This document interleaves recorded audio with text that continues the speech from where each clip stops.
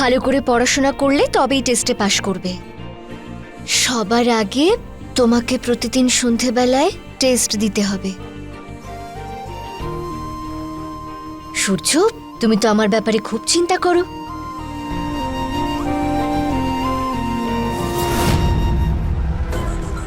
সূর্য, সূর্য, সূর্য,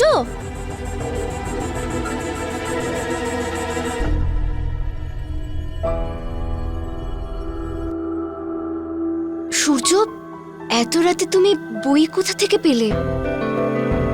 এসব জানি কি হবে তোমার? এই নাও। বলো না, কোথা থেকে পেলে? আরে বান্টির একটা বন্ধু ছিল, আমাদের সময়কার টপার। ওরই কিছু বই আর কিছু নোটস আছে, তোমার কাছে আসবে। এই নাও।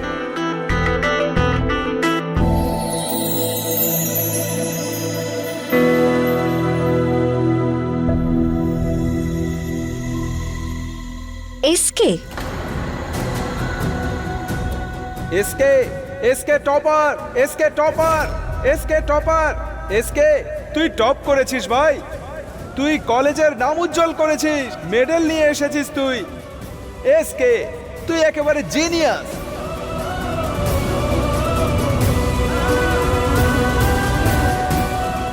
ওয়াও, কি ভালো নোটস তৈরি করেছে এই ছেলেটা। কিন্তু এই এসকেটা কে?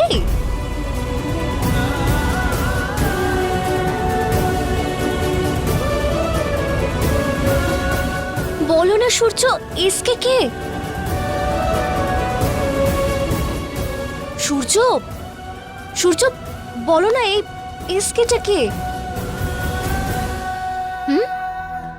কালকে তোমার স্কলারশিপের এক্সাম, পড়াশোনার উপর মন দাও, বেকার কথাবার্তার উপর নয়। আরে আরে আরে, কি করছো? এসকের নোটস আর বইয়ের জন্যই আমি আমার ফিউচারের স্বপ্ন পূরণ করতে পারবো। তাকে থ্যাংক ইউ বলার পরিবর্তে তুমি তারই নাম তুলে দিচ্ছ। Very bad. এই বই আর নোটসের জন্য thank you SK.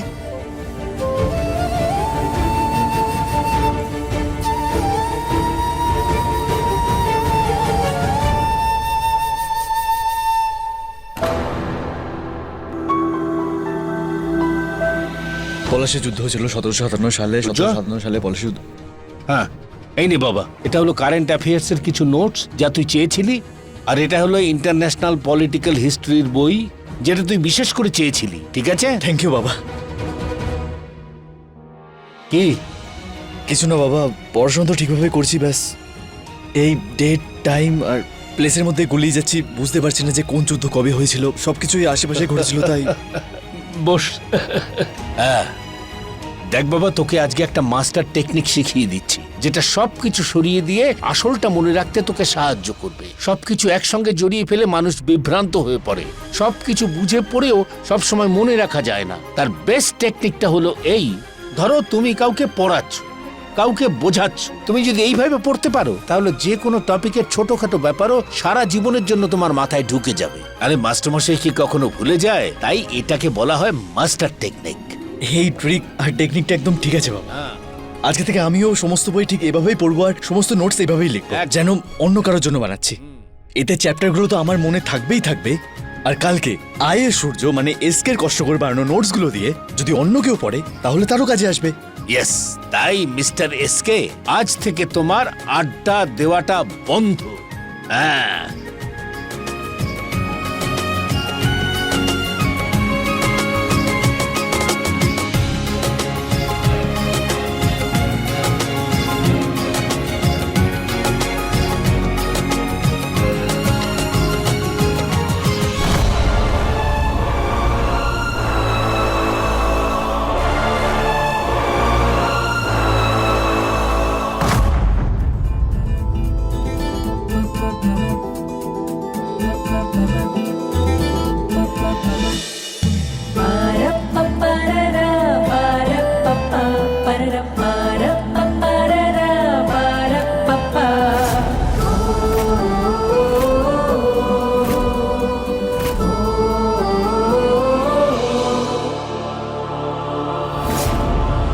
Maybe lights.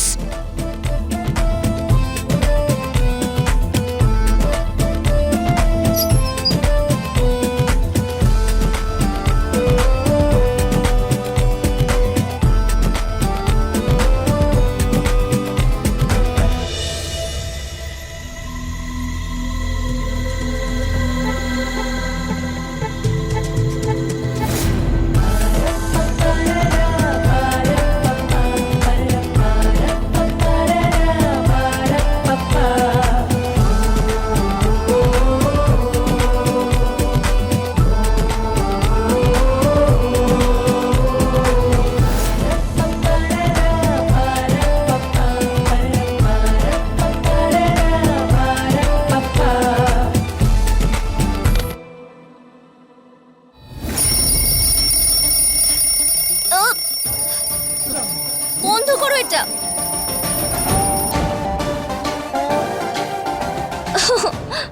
সারা রাত পড়েছি আমি, সবে সবে ঘুমিয়েছিলাম আর তুমি আমার শান্তি দেখতে পারো না? না না, দেখতে পারি না, কারণ এই মুহূর্তে তোমার ধ্যান জ্ঞান সবকিছু বাকি অন্য কাজের থেকে অনেক গুণে বেশি ইম্পর্টেন্ট তোমার পড়াশোনা।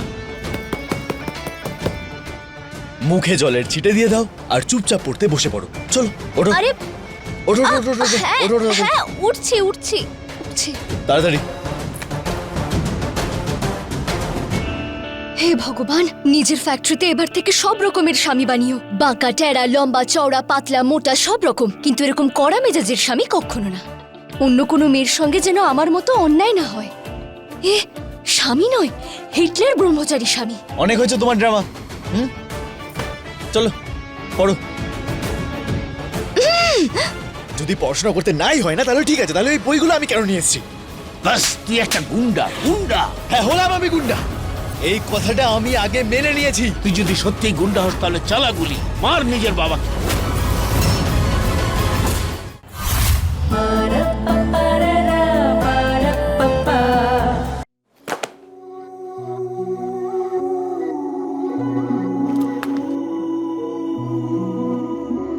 ঈশা, আজ তোমাকে শহরের সবথেকে বড় কোচিং ইনস্টিটিউটে অ্যাডমিশনের জন্য স্কলারশিপের এক্সাম দিতে হবে। কোমর বেঁধে নাও, এই এক্সামে তোমাকে পাশ করতেই হবে। সরি, শাসন করে তোমাকে জাগানোর জন্য। এক্সামে যাওয়ার আগে তুমি একবার রিভিশন করে নিও। All the best. হে রাধা মাধব, আমার প্রথম উইশটাকে ইগনোর করো, আর আমার স্বামীর মতো সাপোর্টিভ স্বামী যেন সবাই পায়। হিটলার নয়, এ হলো একটা মিষ্টি ব্রহ্মচারী।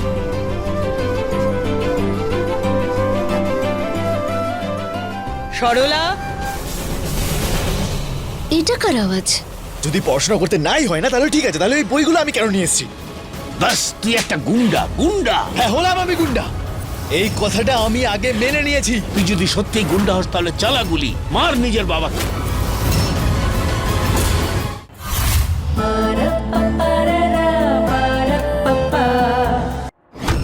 রাখো ওকে এখানে। দিদি, সরলা, আমি আমার ছেলের বিয়ে তোমার মেয়ের সঙ্গে এই জন্য দিয়েছিলাম, ভেবেছিলাম ও নিজের ভাইয়ের মতো ভালো হবে, কিন্তু ও তো সেরকম নয়। আমার ছেলে আর পরিবারের সুখ তছনছ করে দিয়েছে তোমার মেয়ে। আন্টি, আমি আপনার রাগের কারণটা বুঝছি, তবে যা কিছু হয়েছে তাতে জামাই বাবুরই দোষ, অদিতি দিদির কোনো দোষ নেই। আচ্ছা, কালকের মেয়ে আমাকে ভালো মন্দের পাঠ পড়াতে এসেছে, আমার ছেলে দোষ করেনি, তোমরা সবাই দোষ করেছো। তুমি বলো না তোমার মনে কোনো লোভ নেই?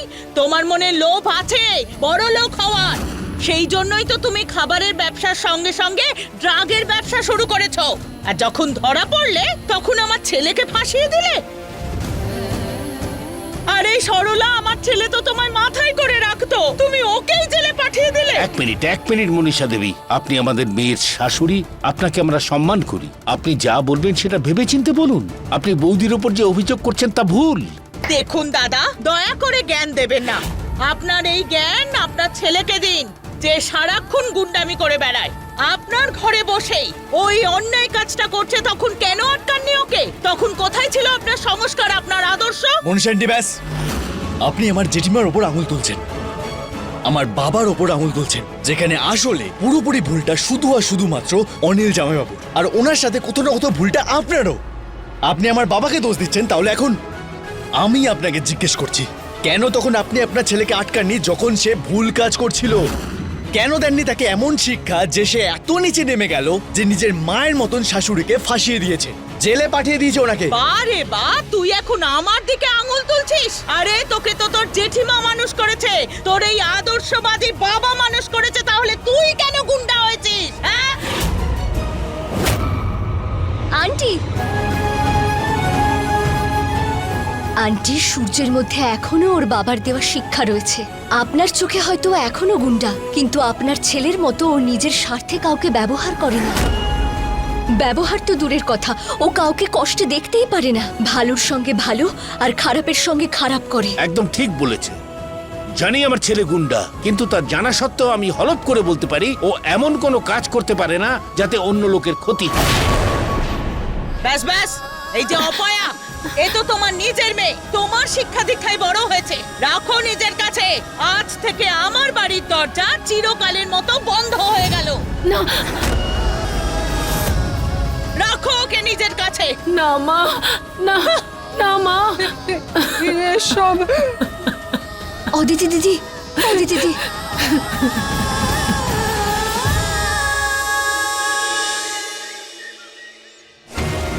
অদিতি দিদি,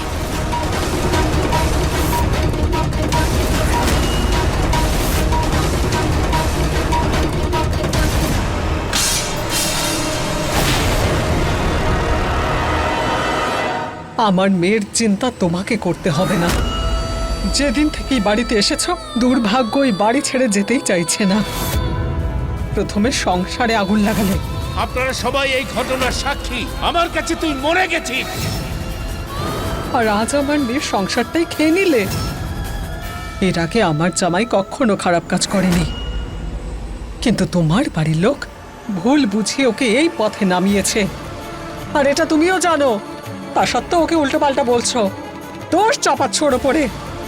তোমার আর তোমার বাবার ঝগড়ার জন্য আমার মেয়ের সংসারটা ভেসে গেল। ওর স্বামী এখন জেলে বন্দি, শ্বশুর বাড়ির লোক ওকে এখানে বসিয়ে দিয়ে গেছে, আর তুমি ন্যাকা সেজে ওকে সহানুভূতি দেখানোর ঢং করছো। তোমাদের বড় লোকদের বাড়িতে একটা বিয়ে, দুটো বিয়ে, তিনটে বিয়ে হতে পারে,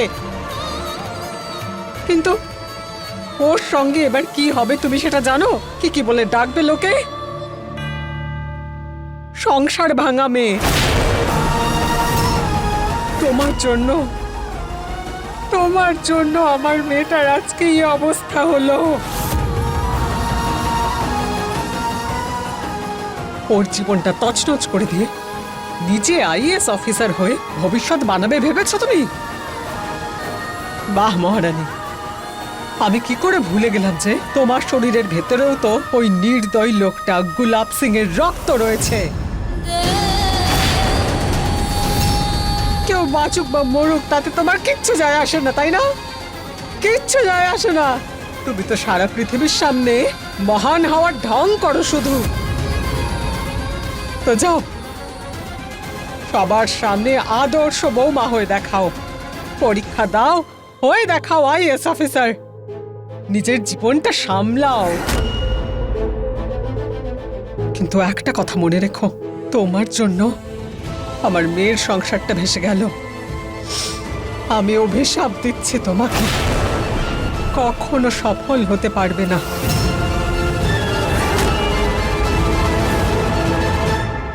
কাকিমা তুমি এসব কি বলছো? মা তুমি একদম ঠিক বলেছো। মুখ দেখে মনে হয় কত সরল, কিন্তু আসলে ভীষণ চালাক। কাকার সামনে এমন বেচারি হয়ে থাকে আর ভান করে যেন এই বাড়ির সকলের কত ভালো চায়। তারপর আড়ালে কাকার কাছে মায়ের নামে নালিশ করবে যাতে কাকা মাকে বোঝায় আরো লেখাপড়া কন্টিনিউ করতে পারে। বাহ ঈশা বৌদি, বাহ। না না, এইসব সত্যি নয়, বৌদি কিচ্ছু করেনি। এমনটা নয় কাব্যা, তুই জানিস না রে মা, আমি ওকে খুব ভালো মতো চিনি। ছোট থেকে ওকে বড় হতে দেখেছি আমি। ওর দেওয়া এক একটা অত্যাচারের কথা মনে আছে আমার। সরলা, তুমি আজ আর এক্ষুনি ওর শাস্তি পাওয়াই উচিত। আমি তোমাকে এখনই এই মুহূর্তে 4 দিনের জন্য সাসপেন্ড করছি। ওর নিজের মিথ্যেটাকে সত্যি করার জন্য কোন পর্যায়ে নামতে পারে সেটা আমার থেকে ভালো আর কেউ জানে না। না জেঠিমা, আমি তোমাদেরকে মন থেকে নিজের বলে মানি। কিন্তু আমি তোমাকে নিজের বলে মানিনি। আর যদি তুমিও এই পরিবারের খুশির ব্যাপারে একটু ভাবতে, তাহলে নিজের জেদ নিয়ে থাকতে না। আরে পরিবার তো ভালোবাসার ত্যাগের মাধ্যমে পাওয়া যায়, ষড়যন্ত্র করে নয়। আরে তোমার তো এসবের জন্য মিডেল পাওয়া দরকার, তোমার মাথায় মুকুট পরানো দরকার, তাই না?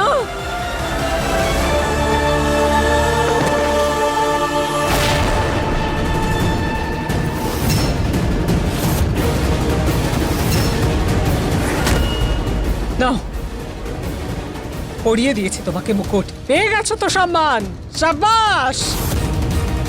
আরে গ্রহণ হয়ে এই পরিবারের খুশির ওপরে বসে আছো তুমি। প্রথমে আমার হাতে হাত করে পড়ালে, তারপর অদিতিকে শ্বশুর বাড়ি ছাড়া করলে, জামাইকে জেলে ঢোকালে, আর কি চাই তোমার? আর কারোর মৃত্যু হোক, এটাই চাও তুমি? আরে ওর মা তো ভরা সংসার ছেড়ে নিজেই পালিয়ে গিয়েছিল, তাহলে ও কি করে বুঝবে সংসারের মূল্য?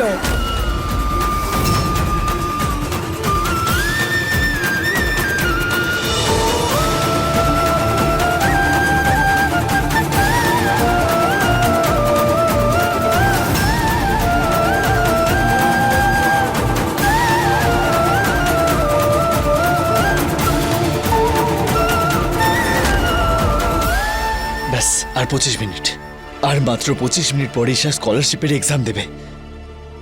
আরে সূর্য, ঈশার পরীক্ষার সব তৈরি হয়ে গেছে তো? সবকিছু তুই নিয়ে এসেছিস? কিছু ভুলিস নি তো? না বাবা, এই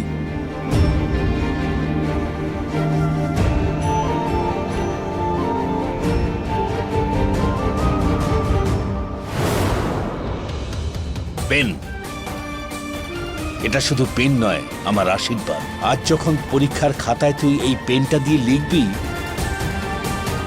আমার মনে হবে যে আমি পরীক্ষা দিচ্ছি। আর আমার পূর্ণ বিশ্বাস আছে আমার ছেলে আইএএস হয়ে বাবার স্বপ্নকে সফল করবে। যশস্বী ভব। ঠিক আছে বাবা, দিয়ে দে ওকে।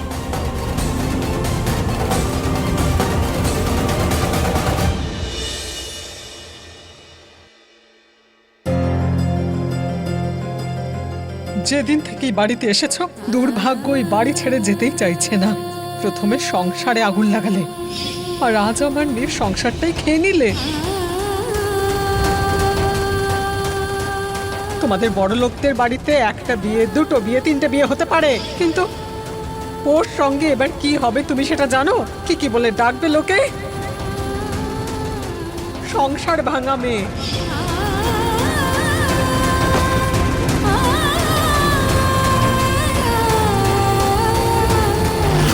তোমার জন্য আমার মেয়েটার আজকে এই অবস্থা হলো। ওর জীবনটা তছনছ করে দিয়ে নিজে আইএএস অফিসার হয়ে ভবিষ্যৎ বানাবে ভেবেছো তুমি? আমি অভিশাপ দিচ্ছি তোমাকে, কখনো সফল হতে পারবে না।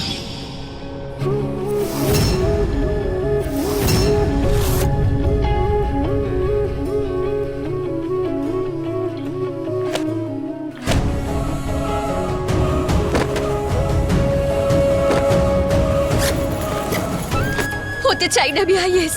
আমি কোনো স্বপ্ন পূরণ করতে চাই না, দিতে চাই না কোনো পরীক্ষা। কি দরকার আছে এই বইগুলোর, যখন আমি জীবনের পরীক্ষাতে বারবার ফেল হয়ে যাই?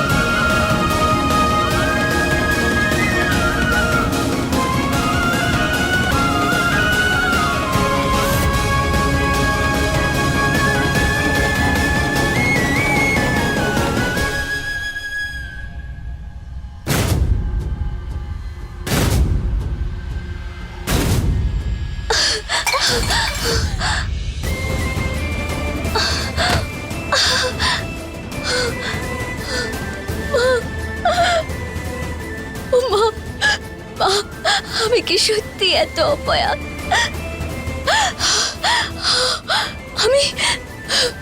আমি কি সত্যি যেখানে যাব শুধুই ক্ষতি হয়?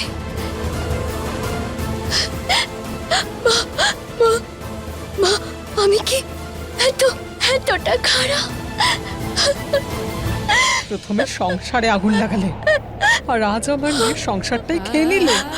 আরে গ্রহণ হয়ে এই পরিবারের খুশির ওপরে বসে আছো তুমি। তোমার জন্য আমার মেয়ের সংসারটা চলে গেল। তোমাকে অভিশাপ দিচ্ছি, কখনো তুমি সফল হবে না। আরে ওর মা তো ভরা সংসার ছেড়ে পালিয়ে গিয়েছিল, তাহলে ও কি করে জানবে পরিবারের সম্মান কি?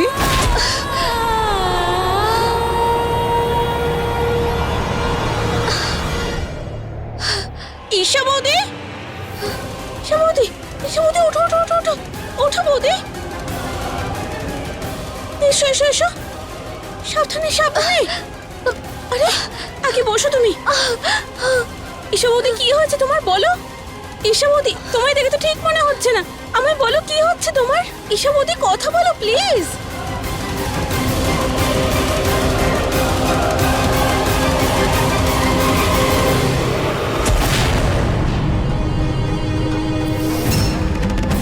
সূর্য দাদা, ওই ঈশা বৌদি, আবার কি হলো ঈশা? তুমি তাড়াতাড়ি আমার সঙ্গে এসো। হ্যাঁ